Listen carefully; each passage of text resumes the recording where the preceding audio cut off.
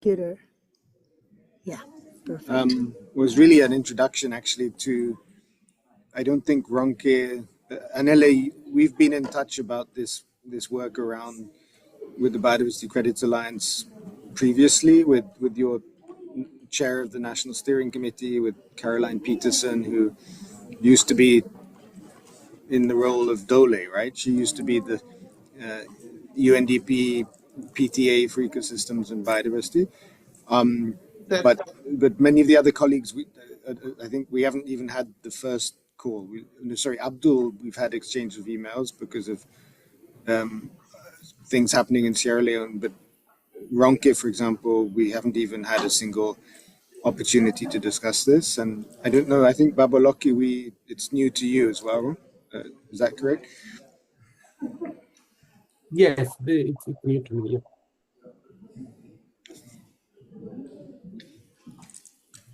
Well, let's give it a couple of minutes. Well, it's recording. So, okay. So we'll basically just to go back in time more than a year. I think you probably all are aware of the BioFin program, which is now more than almost 10 years in UNDP, which has been working on the biodiversity finance assessments, biodiversity finance plans. We've, as SGP, worked with BioFin for Comdex to try to look at finance solutions for the work that we do. A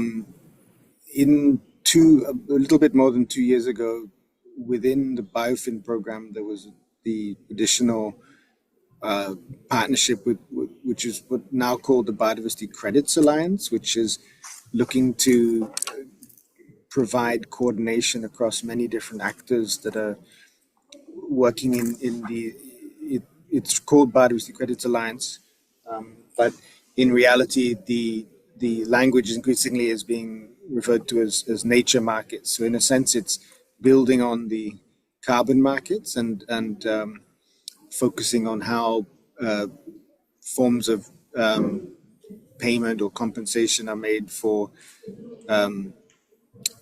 biodiversity credits. So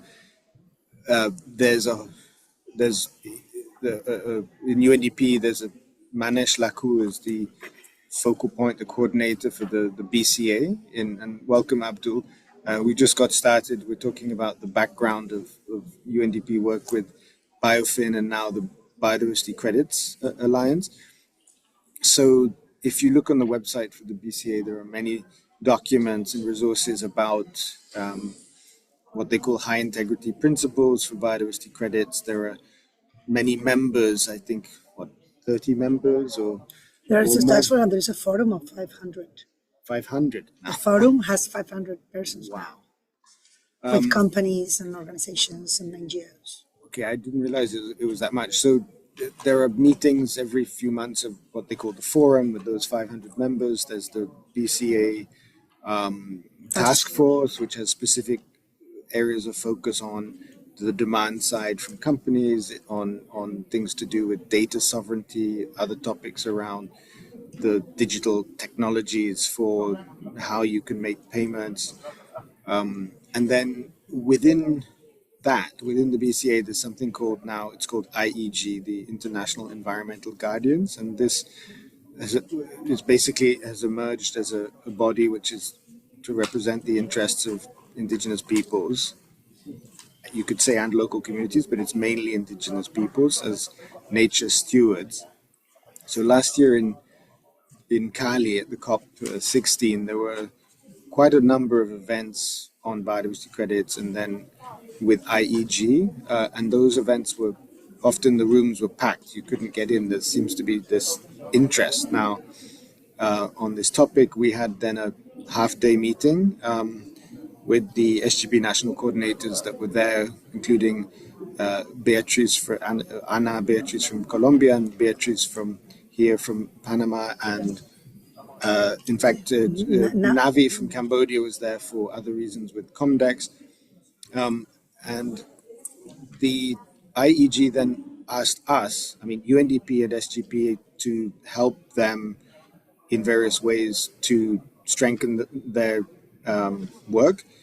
So one way was as UNDP to help the IEG as a advisory body on biodiversity credit.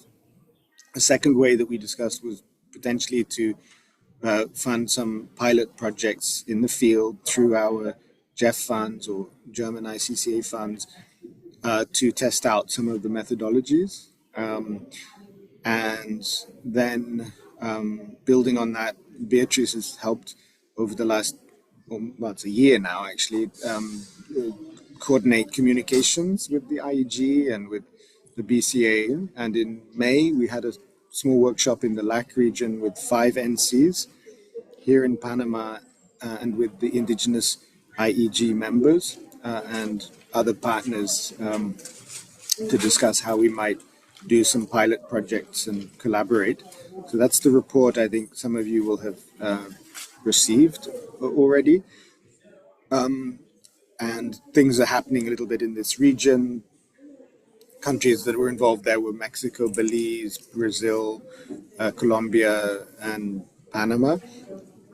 So building on that, we have been talking to the IEG about holding a similar small regional workshop for Africa. The chair of the IEG, Esther, I tried to memorize her surname, but I still don't, Neshihongweni or something like. She's based in South Africa, and Anele, you've worked with her in the past. She knows about SGP. She speaks positively usually about SGP. So the basic idea was to have a mini workshop back to back with the G20 in Johannesburg. And that's the more urgent thing in today's call, that we were thinking of inviting maybe 5 NCs. So aside from South Africa, SGP, the invitation was sent to you as the sample of SGP colleagues in Africa. So Abdul, in your case, there's been quite a lot of email exchange with Esther for Sierra Leone and other partners on a potential biodiversity credits project with some partners in the UK. So I think you might want to tell us a bit more about that in a minute. But given that was one reason to invite you, Sierra Leone, and I think you and Esther have had some discussions, if I understand correctly. And then we thought that the other countries, so Nigeria, Botswana, in some cases you're working on some of these topics on biodiversity finance. I would just add that some of you, we're also working with you on the adaptation fund work. So Nancy and Faustine from Kenya and Tanzania, we invited them that maybe we can, if, I don't know if I'm going to attend, but if I do, we can also talk a little bit about that approval by the Adaptation Fund Board for the AF-LLA proposal as well. So that's in a very quick overview. One more thing to mention is during the G20, there will be a side event that Anele, we were just talking about. It's called the 8 Billion Hour Pledge. And that is a proposed framework to attract partners to compensate indigenous peoples and local communities for biodiversity stewardship. It's still under construction. So this event during the G20 will be a kind of, I don't think it would be a big launch, but it will be some type of announcement about this 8 billion hour pledge. And we don't have time to go into the details now, but there's some of the members of the IEG who are based in New Zealand are trying to establish a legal trust to receive payments, which is still being worked out. And as UNDP, we have been discussing how this can be done, maybe linking to the Multi-Partner Trust Fund Office, MPTF. But in practical terms, it's essentially a 90-minute side event with the IEG and partners in the G20. So I'll stop there. Maybe just either Beatrice, you want to add? Yep. Well, no, I'd rather have the input from you, and then I will answer, because of course in Latin America, we are seeing this market, this credit markets or units or with different names, like already in some countries working, and not necessarily on behalf of indigenous people and local communities. So there are some companies that are doing right, some other companies that are doing differently. There's a lot of private sector funds that might go through there. There's still a still new market, and with Ana Beatriz from Colombia that have already a national policy about biodiversity credit, is thought that SGP could have a role to support the communities we work with, to train them, to let them understand so they can really have an informed criteria with this market coming, because they're fast. This is something that goes really fast, as everything that comes from the private sector, and the mistakes done by the carbon credits want to be avoided. But working from the bottom up is one of the approaches that we thought it could be great in Latin America and maybe Africa as well. That's Yeah.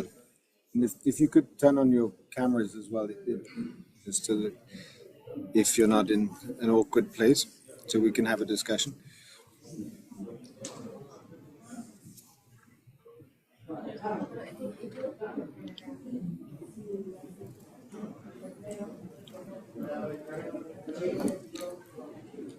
Maybe can I ask you, Abdul, just to get the conversation going, to describe to us in Sierra Leone where things are with the with Esther and the IEG.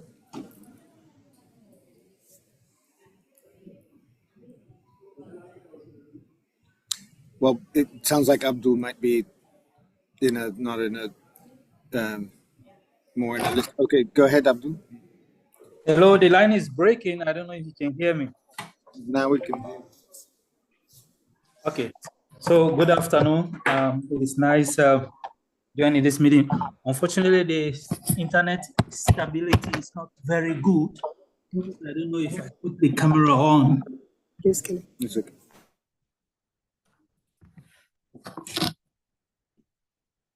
Okay. Yes.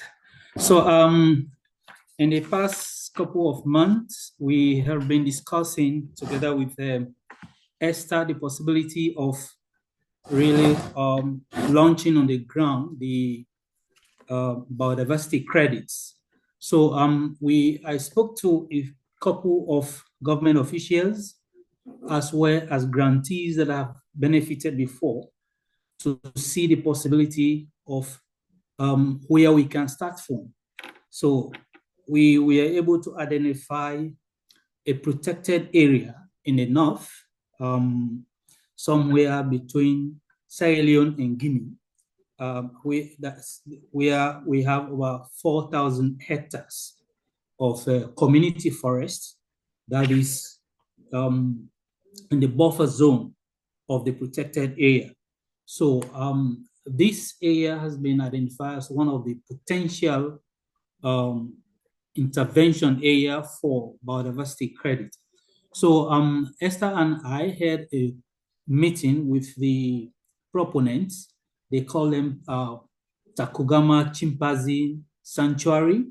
They are the ones that are really protecting the chimps in Sierra Leone. In fact, in 2021, they were able to encourage the government of Sierra Leone to officially name the chimps as one of the national animal for Sierra Leone. So the chimps are very much recognized for protection. So in our detailed conversation, they came up with the idea that they wouldn't want to go into the protected area itself, because that is under the protection of the National Protected Area Authority. But they will look at the possibility of focusing on the periphery, the buffer zone, the community forest that is adjacent to the protected area, which can amount to 4,000 hectares. So we developed a concept note we share with Esther. She looked at it. She said it was okay. So currently, that's the point we are. Just to mention this, very recently, as recent as Monday this week, we launched a project under the UNDP titled Enhancing Sustainable Land Management and Biodiversity Conservation through Innovative Financing for Integrated Climate Resilience in the North. That is also very close to this protected area we are talking about. And this proponents, I mean, the Chimpanzee Sanctuary, they are part of the implementing partners for the project for UNDP. So we'll have that mix, and that project is about $20 million. It is planned for 6 years. It is a JEF-funded project. So basically, if we are able to take off this with ESTA, the Biodiversity Credit Alliance, it will really give us better opportunity to collaborate, to integrate successes, and be able to even generate co-finance from other projects. And also, Sierra Leone at this moment has just launched the BioFin, the Biodiversity Finance Initiative. And currently we are at the PIR stage. There is a consultant looking at all the institutions and policies to generate the reports that will take us to the next stage of biodiversity assessment. So it is a good timing for this country in particular to be part of this initiative and to be able to look in the other initiatives that are already going on the ground, so that we can collaborate, we can seek co-financing and strengthen whatever biodiversity initiative wants to target at the country level. And just yesterday, the small grants program at the country level, we have launched the call for proposals for the past 3 weeks. Yesterday was the deadline, and I will check with my colleagues at the UNDP to see how many grantees have applied. So also this can also have, can present an opportunity for collaboration to leverage fund. So basically we have a couple of, initiatives here and there that present a very good opportunity to look the Biodiversity Credit Alliance if we are to initiate it in Sierra Leone. I want to stop here so far and maybe take 1 or 2 questions if there are any. No, thank you, Abdul. That's super helpful, and the way you've contextualized it in the context of the work with the BioFin starting, the other JEF investments in those landscapes. One additional detail I think is that the BCAIG is actively talking to the SGP in Liberia for some projects, I think quite near the Sierra Leone border, or, if I recall correctly. We invited Marie-Laure to this call as the Africa Regional Focal Point, but there are some, with the SGP in Liberia, we're facing some operational challenges, so we might need to assess, do we or don't we invite the program assistant? I don't know, Marie-Laure, if we can talk about that in terms of the national coordinator and whether he's able to travel or not. So thank you. Maybe, Anele, if I just turn to you in terms of, you've worked with ESTA before, and we had the call with your NSC or with Caroline and things. So I think in South Africa, there are also some enabling policies for this work. Just any reflections you have before we talk about some of the practical details about this workshop?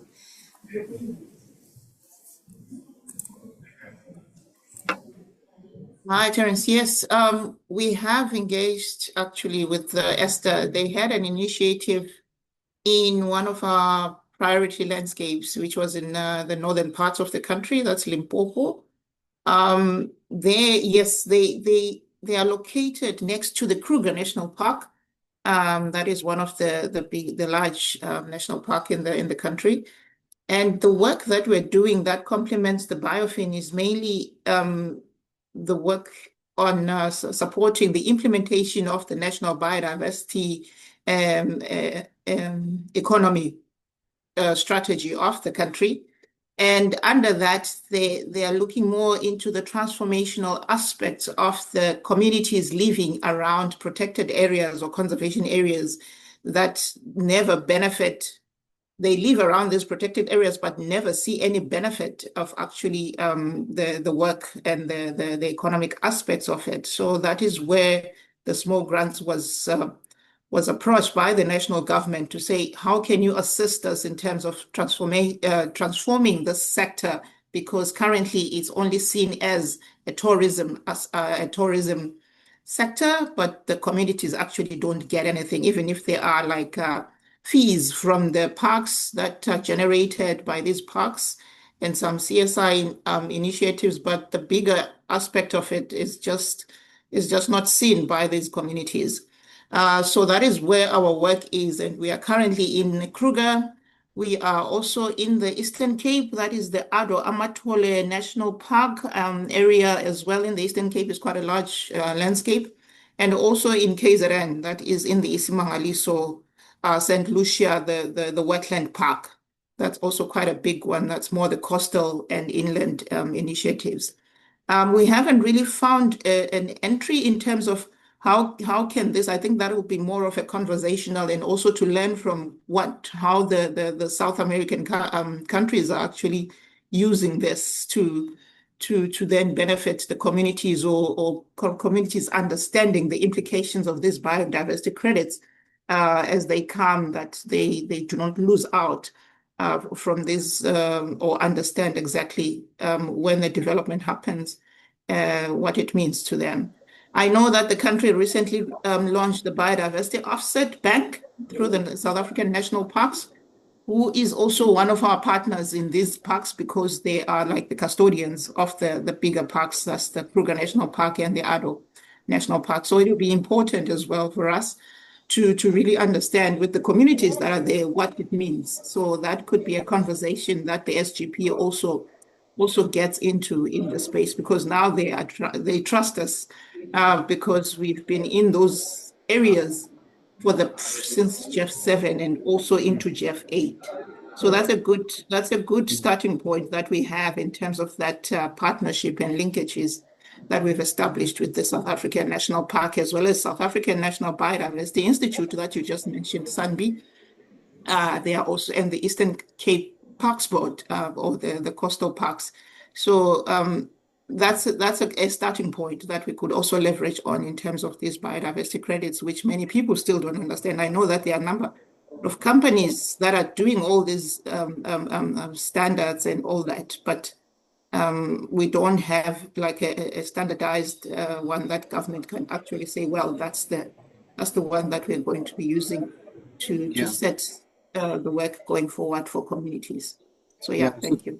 So thanks, Anele. So in fact, that's the reason why I think the Biodiversity Credits Alliance was one of them was created, to create a bit more standardization and principles and ways of de-risking, or kind of allowing companies to engage with more certainty in this space, and to learn lessons from the problems of the carbon markets and all of that. But it seems that there are there are situations of some actors that want to go very fast, and others that are watching. Here in the LAC region, we've seen that, and there are quite a lot of dynamics, even just within the IEG differences between regions. So Esther has there are some members from Africa, but there's not even a common understanding within the IEG, let alone beyond. So there would be a question of who within Africa would join from IEG. They're working on their internal governance as well. And so in the LAC region, we talked about, what is it that the SGP can support? It could be an individual project by itself with an IEG member on something. I tend to think often of the biodiversity monitoring tools, the MRV, certain technologies. But both you and Abdul have raised the point about the work we do at a kind of more landscape protected area level. So that's, in a way, the discussion we had with BioFin and Comdex 3 was what are the finance solutions for a protected area and the buffer zones and the communities, which is a little bit more strategic than just thinking of a single project all by itself. And that is a conversation we could have in the workshop. And maybe Babaloki, just turning to you in Botswana, you've had the collaboration with on Compact for communities for the World Heritage Site, the Okavango. There has been interest in the Nature Investment Facility to use that Okavango model with working with indigenous communities. Here at the CBD meetings, UNESCO is here, and they told me that they're working now. I didn't quite understand it. I think it's the European Union that is working with UNESCO to further the work with indigenous peoples in Okavango. I'm mentioning this because this interface with SGP, that we're not just there to provide funds, we're providing a whole lot more in terms of our relationships to the CSO networks, but also this landscape approach that we've been using for a long time. So maybe over to you, Babaloki, and then we'll talk about some of the practical questions for the workshop. Thank you so much, Terence, for that. Yes, indeed, we are in support from the funds from UNESCO to facilitate indigenous peoples in the Okavango area to continue monitoring and managing the biodiversity in the area. So it's one of those initiatives that we have just made this year. That 3 months into the grants award that we have made with the support from UNESCO. We've got about 5 grantees, institutions that are implementing work in that area. So some of them are working into the inflows of the water in the Okavango Delta, just to see how livelihoods of the communities in the area can be harnessed through the utilization of the river in that area. And one of them is more on the capacity development of the institutions in that area to be aware of the biodiversity that they are there and how they can utilize it to improve their livelihoods within the compact area or within the Okavango World Heritage Site.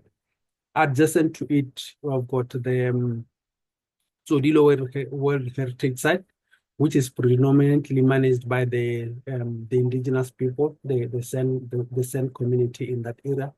They are also part and parcel of the grantees that have benefited from the UNESCO facility.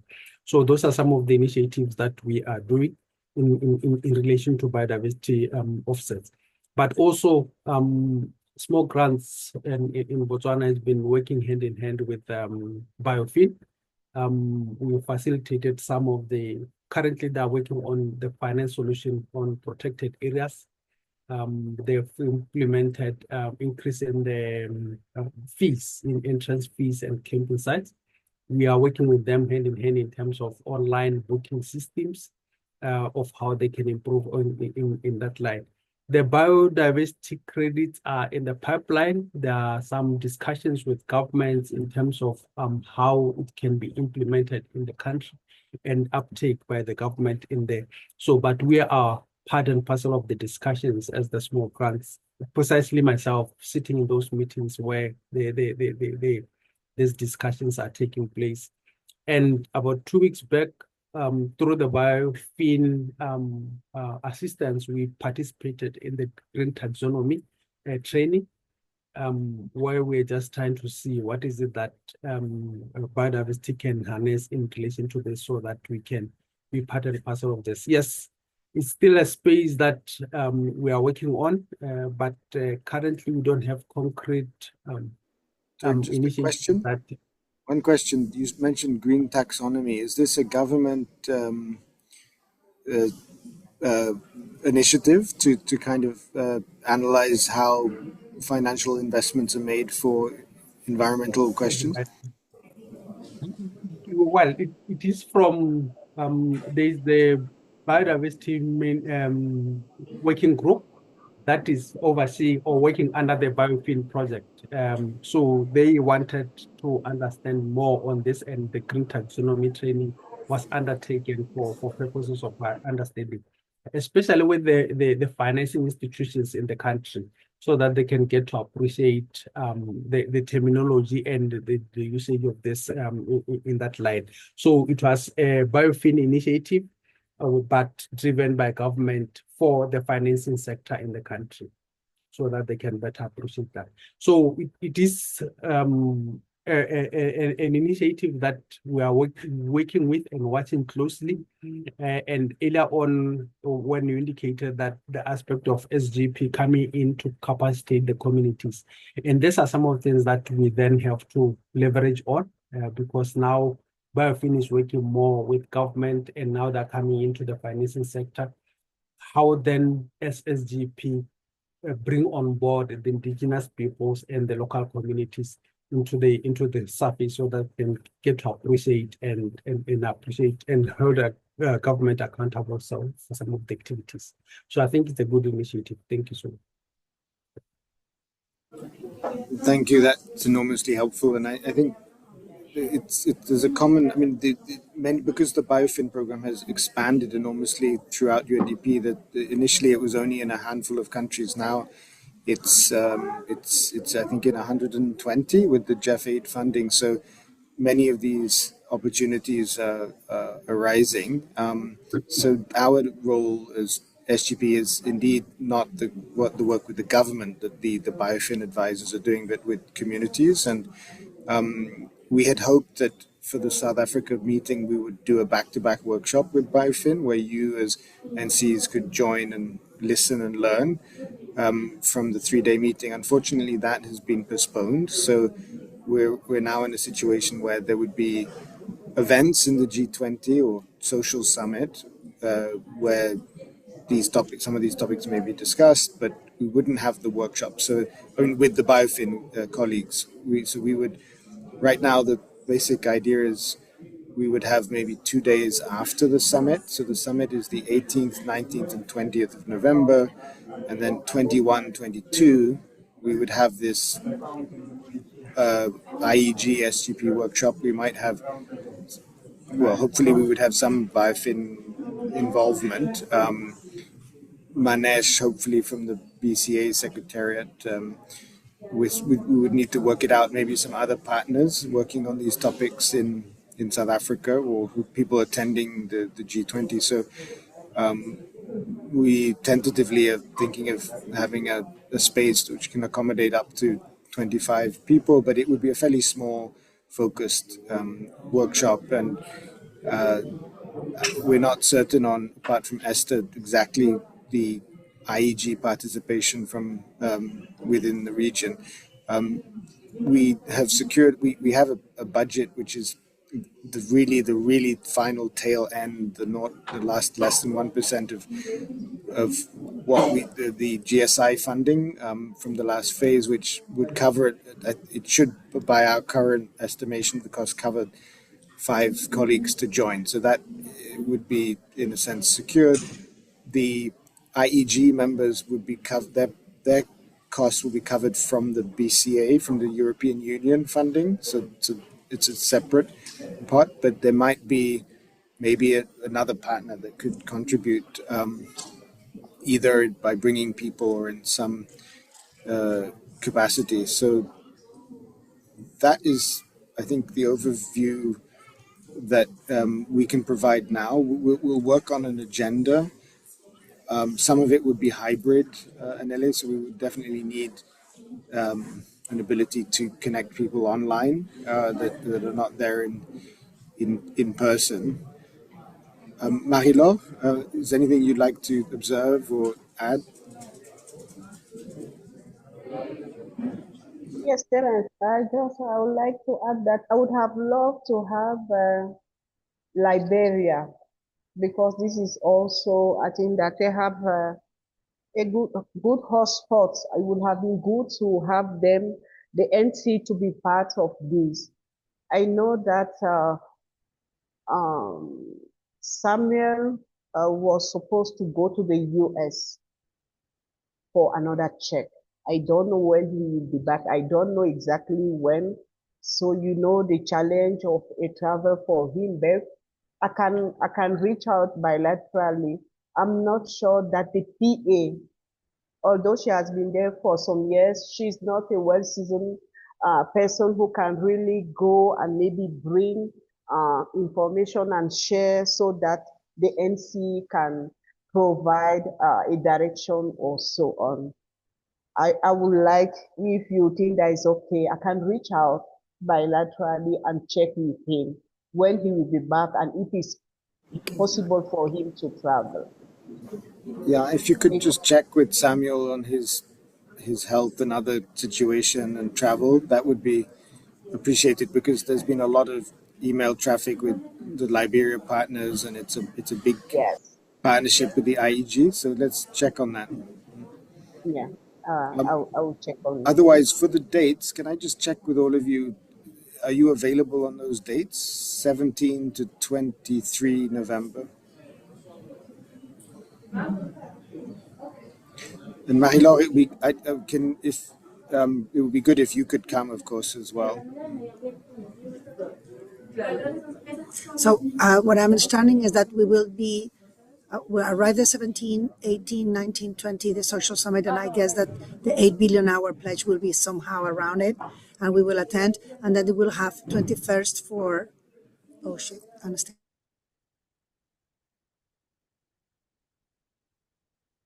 Sorry, we will have did you hear what I said before? No. No, I did not hear. No, Okay. I didn't. Yeah. The line was breaking. I thought that he was on my side.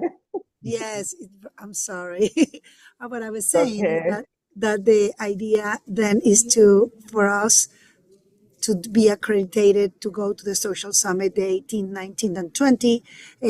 There is this side event, the 8 billion hour pledge that I guess will be around those dates as a side event, and to have the workshop of SGP IG workshop on the 21st and part of the 22nd is my understanding.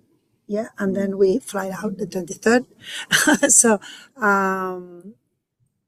now we have to work with the numbers. In Panama, we have all these big dreams, and then we have to start doing cuts. But yeah, one of the things that was important is that the venue had this. We have to hire externally with the UNDP, the company that UNDP has an LTA. The company that will do the hybrid. To put, it's not only a computer. It's like. It's a little bit more complicated. I can send the quotation on what we had. I mean, I can support you, Anel and Motsei, about, to do numbers and procedures, which is, fortunately, I am assuming that we're doing this through UNOPS, which the UNOPS people are great. When I did it, when it happened in May, it was through UNDP, and it was more complicated because we didn't have the access to Quantum. So it was difficult to do the things. We had to ask favors. But I don't know if you see a possibility, or am I putting you too much on your shoulders? What can I help you? Yeah, no, at this moment, we will also prefer that it be handled via UNOPS, because we do not have the rights to Quantum as yet. So in terms of the venue, the complication could be that we would like to host it with possibly our UNDP country office side event, which has also been cleared off by the organizing committee, and they are doing it via Quantum. So it could be just those COAs being given to the service provider in the payments, but we then handle the other complication is that the LTAs have expired. So that's what we were telling T and Motsei, that unfortunately the country office is in the process of trying to extend some of the LTAs, or the ones that are there. The hotel chains are not around the airport. They are outside the airport. Unfortunately, they're in Sandton. That's another if there is no LTA, so we get the codes. The LTAs are there, but they have expired. They have expired, unfortunately. Then we want to do it with we'll have to UNOPS, get because the quotations. With UNOPS we can do it more easily if there's a country is a hotel without LTA. I mean, I've done it before. With UNDP might be more complicated. So I think, the default is UNOPS, because the the little bit of budget that we have is with UNOPS, so that all else being equal, that's how we would do it. None of you mentioned any difficulties with the dates, so can we assume that those dates are amenable to you? Yes. Yes. Yeah, on my side, I was just checking the itinerary I have, and with the permission of Mary Lowe, the UNDP office in Sierra Leone has asked me to join the new deputy resident representative and the head of environment units to participate at COP30 in Brazil. And the duration that they've given us is from the 13th to the 21st. So basically within the 13th to 21st, I will be away. And looking at the itinerary, we will leave, we are supposed to leave Sao Paulo on the 21st. So I will be in transit at Addis Ababa on the 21st, 22nd, and 23rd. I will be back in Freetown. So basically that keep me out of the schedule. Okay, Yeah. well, that's interesting because, yeah, if you go to that, then you would not be able to participate in this. It's interesting. The UNDP delegation was cut a lot, so very few people from New York are going. No one from the climate and forest team is going to, and yet this is an entire COP about forests. So, I don't know, and no one from the indigenous peoples. So I'm busy trying to find people to attend the side events where we are invited, and by and large, the SGP in Brazil will represent us. If you're there, of course, yeah. That would be great. But, So we can also join. But I don't understand, Abdul. Who is this? How the country Accreditation. office? How are they doing it for accreditation, and who's paying for it, and those things? Well, normally the environment unit has a line that they charge on. So during the time they developing the work plan, the annual work plan, the Ministry of Environment and Climate Change provided the activity that they want to do, the NDC and the MBSA. So those were included in the UNDP budget, and the money was transferred to ministry. So it is that line they are using to support this facilitation. Because at the COP30, we are expecting the NDC is already done. The MBSAP has just been validated 2 weeks ago. We are expecting these documents to be presented by the president. So probably you would be accredited through the government of Sierra Leone, not UNDP. Yeah. So we are going to be accredited as part of the delegation for Sierra Leone. Okay. Have you got your ticket? Because just to be practical about these things, if all of that is already fixed, then you won't be able to join us in South Africa. Yeah, I think the ticket is already, because the itinerary has been approved, so the ticket is already available. So Abdul, you are going. I only with the needed to RR. discuss with Marilu because to get her blessings. You have them. I will pour blessings on you. Don't worry. So you are going with the RR and Yeah. the minister. Is it the The minister or the deputy- president? Yeah, the minister will be there. The deputy RR for Sierra Leone, UNDP deputy RR will be there, and Tanzila. And Tanzila. And Okay. Who's the deputy RR? I'm not sure that I met the person. Kelvin Pitrini. No, really? Kelvin Kevin? Pitrini. Okay, he's an old friend from the Pacific, and he was actually working for our Australia CBA project as a consultant so many years ago. I used to, supervise Kevin. He remembers. Yeah, interesting. Okay. Oh, Oh, Well, good. He has a lot of experience he was at the Jeff Assembly. Kevin was he was yeah, the DRR from Micronesia in 2023 at the Jeff Assembly in Vancouver, and he knows a lot about SGP. So that's a good, interesting piece of news. Okay. So, Yeah. Marilou, then probably we will, well, we need, hopefully Ronke can, Yeah. who dropped off? Okay, I'll do. We'll see think who that else could maybe join. I mean, there's still the question Ronke of, and probably Faustin. You know that we also send the invitation to Faustin. Can you check Beatrice from Tanzania? No. Was he we invited? sent, he obviously, it was a bit short notice. Faustine and Nancy, we sent the invitation, but they didn't join. So hopefully Ronke, Nancy, and Faustine can listen to this recording for some of the background, and then we'll need to check with them if they're available on those dates. And otherwise, Anele Babaloki Mahilo, you would be available to join? Yeah, I will do my best to join. Baboloke wanted me to go to Botswana. I have declined. So now let's meet in South Africa. Don't worry, because they are having this biodiversity summit So next week, yes. next week. But I told him that it was a short notice, and the Yeah. resources are really scanty now. Yeah, Okay, but I think we are busy, like Marlo is saying, we are busy with the summit for next week. Once it passes, then we'll be free to schedule, reschedule. Thank you. Great. That's okay for me. Okay, the invitation, yes, went to Faustine Ningat as well, but he didn't answer.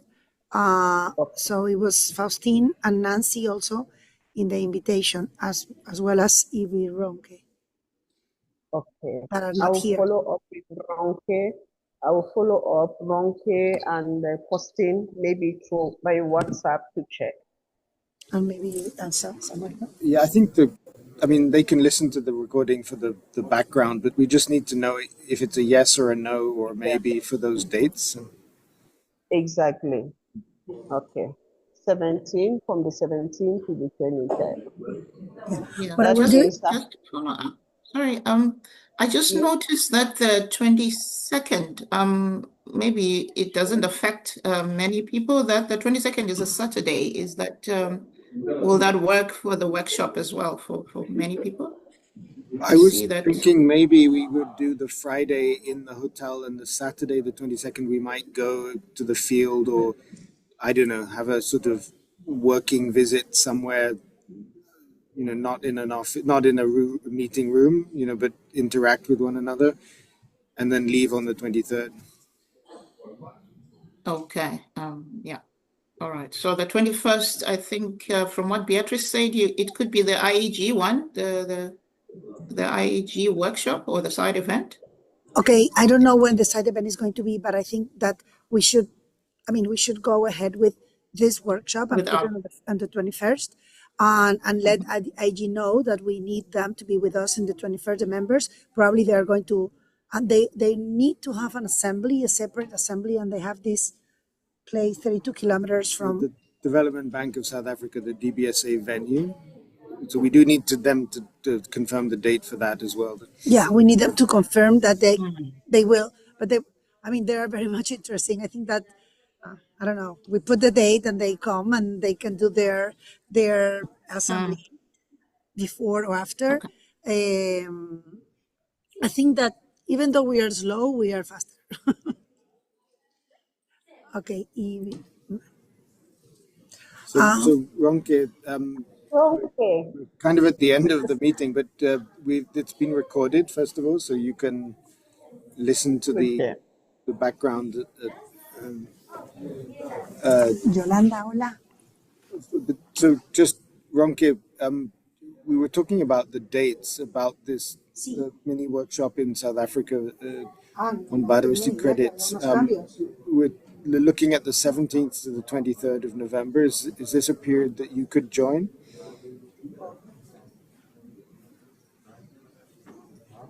Oh, okay. Hi, Terence. Hi, colleagues. Hi, Marilo. Thank you so much. 17th to 23rd of November. 17th to 23rd. Yeah, I think tentatively, but I was just really thinking it would be December. Oh, it's not. Yeah, I think tentatively it should be 17th to 23rd.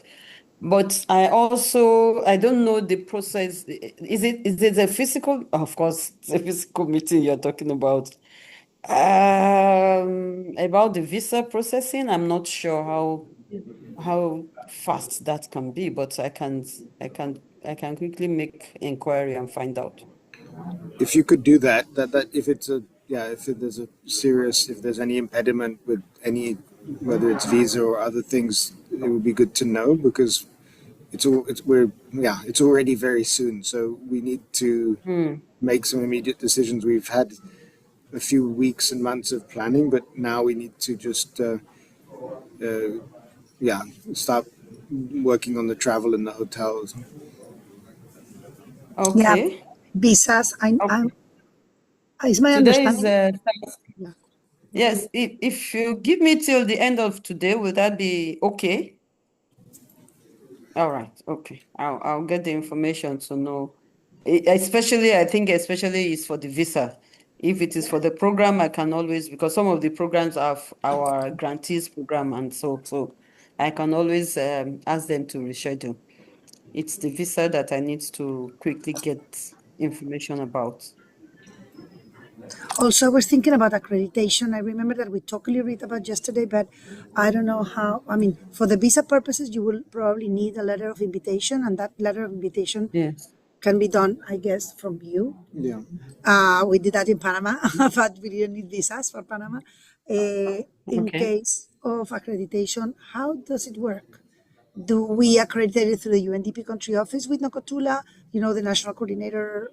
Because I understand that IG already made some accreditation through T. I don't know if we can do accreditation through UNDP country office, or they have to, or we are too many for them. I think that's also like sort of a inquire to figure it out. Yeah, I think the protocol office and the country office will know about that. So they are the ones that usually write the invitation letters to delegates coming from outside the country for official visits. Yeah. Okay.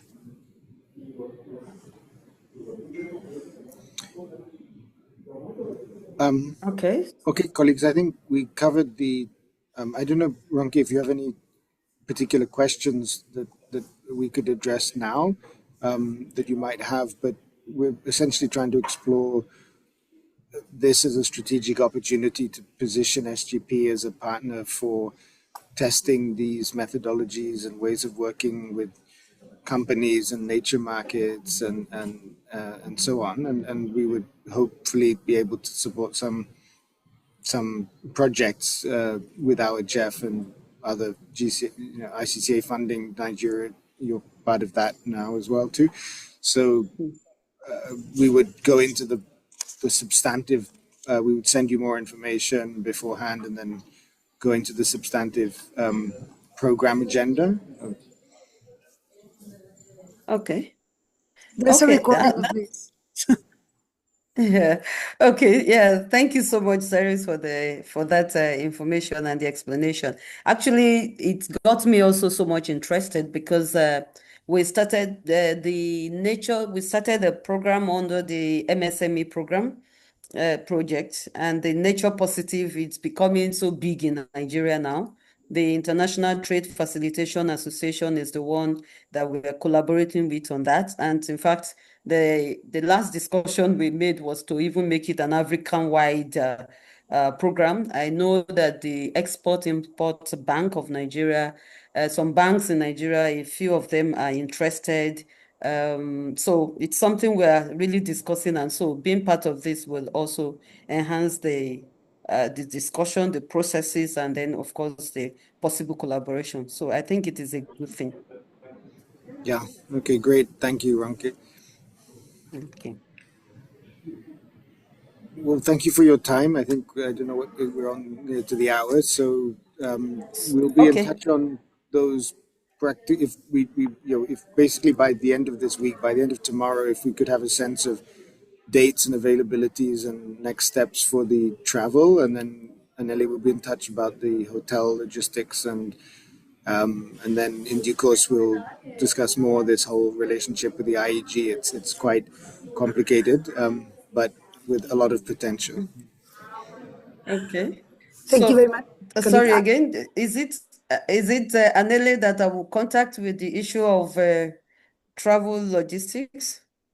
Or Maybe uh-oh, both myself, it's hanging. Beatrice, and It's hanging. Anele. Yeah, you're not alone, Anele. No, of course. I understand there needs to be an overarching letter that the protocol office can then use as a piggyback, because protocol will also ask if the DRR or RR is aware of this. So that maybe if there's an overarching invite, maybe Terence can I assist can with work on that. the invite. I We have really this- hope that Manesh has covered the bases with the country office. There were a lot of emails and outreach to the country office. So And Destiny. yeah, we'll refer to those communications and to make sure that there are no surprises with the country office. Yeah, in Panama, we had this letter that was written and sent by Terence, making the invitation as Yeah. global program manager Yes. to the national coordinators and all that. And we had like a courtesy mails with the res rep. But yes, there was, in that moment, the res rep was a special person. With this new res rep, everything is more fluid. But having your insight from how is the best way to proceed, because then in Panama we had to proceed with the DRR instead of the RR because the R was complicated. So if you give us the insights, it will be good if in our case you wrote an email and explained everything, and from that we just move on. Yeah. Perfect. Yeah, I think it will be the same. Yeah. How is your RR and DRR? Are they Mine is Marcy But it makes a difference. It does make a difference. yes, it does. Yes, It's yeah. been okay with us here. Our RR has been very, very supportive, very supportive. So it's okay with us here. And if we need to write, maybe like you're saying, I didn't get the exact thing, but if you need to write, Terence, you can just write her. Elsie is her name, and then copy me. Then I can use that to follow up with her. Oh, yeah, that's right. You have Elsie. She was in Uganda, so maybe I'll Yes, speak bilaterally with yes. Mahila. We have some Yes. background information about Uganda when she was there. Okay, that part of logistics I will be helping you through the weekend and tomorrow. And tomorrow we have a workshop here with indigenous people, so we're going to be quite busy. But whatever we can do during the weekend, because before he leaves, I'm going to squeeze him. Okay. Please do it, Okay. Mercy. Okay. Thank you, colleagues. Thank you. All I'm right, going to thank stop you. the recording. I will send it by email.